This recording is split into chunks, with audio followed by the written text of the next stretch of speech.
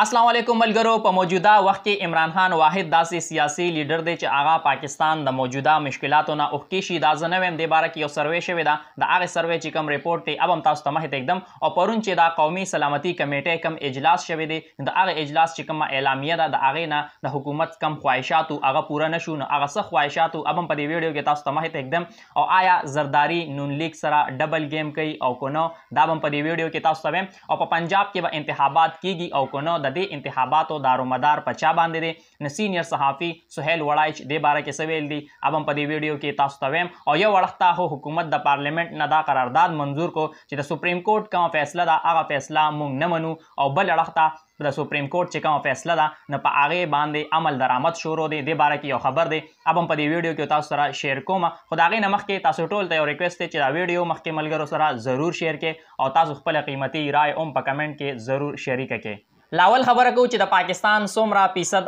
عوام دا وایي چې په موجوده وخت کې عمران خان واحد داسې سیاسي لیډر دی چې هغه پاکستان د موجوده کم مشکلات دي د هغې نه اوښکې شي. نه دې باره کې IRIS یو تنظیم دی، هغوی سروې کړې ده او په دې سروې کې هغوی د خلکو نه دا تپوس کړی دی چې ستاسو په خیال موجوده وخت کې په پاکستان کې کم یو داسې سیاسي لیډر دی چې هغه پاکستان د موجوده حالاتو نه اوښکې شي. نه په دې کې 56% عوامو دا جواب ورکړی دی چې عمران خان واحد داسې سیاسي لیډر دی چې هغه پاکستان د موجوده مشکلاتو نه بهر اوښکې شي. دا 16% عوام دا وایي چې نواز شریف پاکستان د موجوده حالاتو نه بهر اوښکې شي. بلاول بھٹو 1%، شهباز شریف 2% او زرداری 1% او چې کوم نور سیاسي لیډران دي 11% عوامو د هغې باره کې رایه ورکړې ده. نو دا سروې ده، د دې سروې تاسو اوس وګورئ. نو اوس بیا دا حکومت پاگل شوی خو نه دی چې په ملک کې انتخابات وکړي او دوی به هر ممکن کوشش کوي چې دا انتخابات چې دي نه دا ونه شي. بل اړخته پرون چې د قومي سلامتي کمیټۍ کم اجلاس شوی دی، د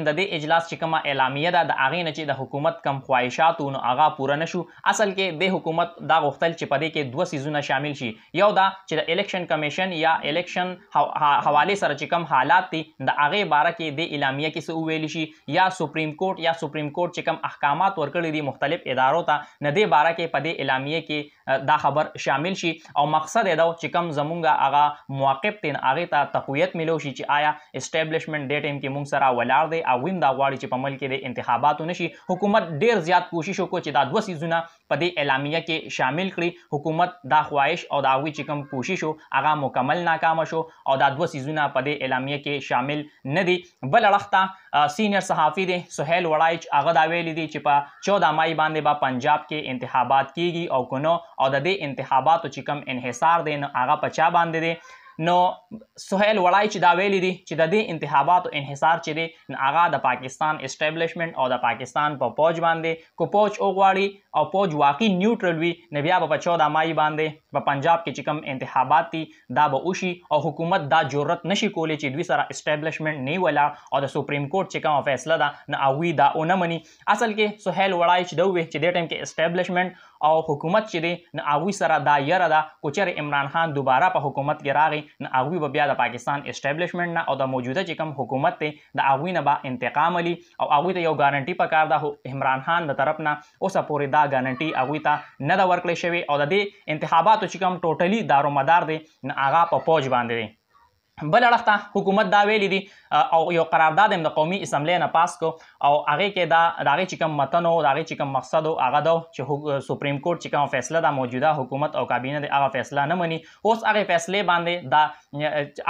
باندې چې کوم احکامات دي د هغې نه په هغې باندې عمل درآمد هم شروع دی. او یو ډېر غټ خبر اوس لږ ساعت مخکې دې حوالې سره راغی چې وزارت خزانه الیکشن کمیشن ته چې کوم فنډز دي هغې ورته جاري کړل او وزارت خزانه 10 ارب روپۍ الیکشن کمیشن ته د پنجاب کې چې کوم انتخابات دي د هغې دپاره جاري کړل. یقینا دا یو ډېر اهم پیشرفت دی کم انتخابات دي په پنجاب کې د هغې حوالې سره. او آیا زرداری نون لیگ سره ډبل گیم کوي او که نه، دا به په دې ویډیو کې تاسو ته وایم. پرون د کور کمیټې اجلاس شوی دی د پیپل پارټي او په هغې کې دا فیصله شوې ده چې کوم د سپریم کورټ ججز دي هغوی چې کوم عزت دی موږ به د هغې خیال ساتو او د هغې اعلامیې کې دام ویلي دي چې موږ دا غواړو چې په ملک کې دی په یو ټیم کې عام انتخابات وشي په یو ځل باندې په ټول ملک کې انتخابات وشي او چې کوم سیاسي جماعتونه دي هغوی سره چې کوم د مذاکراتو دروازه ده هغه نه دي بندېدل پکار او موږ به ټولو سیاسي جماعتونو سره دا خبره کوو چې د مذاکراتو لپاره دې کینی او په ملک کې دی په یو ځای باندې عام انتخاباتو کې نه یو وړخته خو که موږ وګورو نه چې کوم نون لیګ والا دي د هغوی څونه وزرا دي نه هغوی د سپریم کورټ او د عدلیه خلاف یو داسې مهم چلی چې هغوی سره ټکراو پیدا کوي د هغوی چې کوم احکامات دي دوی د هغوی چې موږ به دا نه منو خو بل اړخته که موږ نون لیګ ته وګورو سوري موږ پیپل پارټۍ ته وګورو موږ د زرداري ته وګورو نه هغوی داسې یو اقدام کې هم کلم کله د حکومت چې کوم موقف دی نه هغې هغه تایید نه کوي لکه اوس ابل اوس چې کوم قرارداد دوی پاس کړی د پارلیمنټ نه او هغې کې دا وزیر اعظم ته او د هغه چې کومه کابینه ده هغې د دې پابند کړی چې سپریم کورټ کوم حکم دی نه هغه تاسو به نه منې نو که تاسو هغې قرارداد ته وګورئ نه هغې کې د بلاول بوټو ساين نشته د پیپل پارټۍ چې څومره ایم دی په هغې کې د یو ایم ساين هم په دې کې نشته ځکه چې دا یو غیر آئینی کار دوی کړی دی او څومره اهم ایم دي وفاقي وزرا دي هغوی ټولو وزیر اعظم سمیت ټولو په دې کې ساين نه دی کړی د هغې مین وجه تاسو ته ما ویلې ده چې د هغې مین وجه آرټیکل 68 دی ځکه چې یو اړخ ته خو دوی سپریم کورټ سره ټکراو کوي خو بل اړخ ته دوی د سزا نه هم یریږي او اوس راتلونکي ټیم کې ګورو چې څه کیږي د دوی خلاف چې کوم آرټیکل 6 دی د هغې تحت کاروایی کیږي او که نه دا ټولې خبرې انشاءالله په دې پیج باندې تاسو سره شیر کوم دا ویډیو مخکې ملګرو سره ضرور شیر کړئ تاسو خپله قیمتي رای هم په کمنټ کې ضرور شریکه کړئ د الله په امان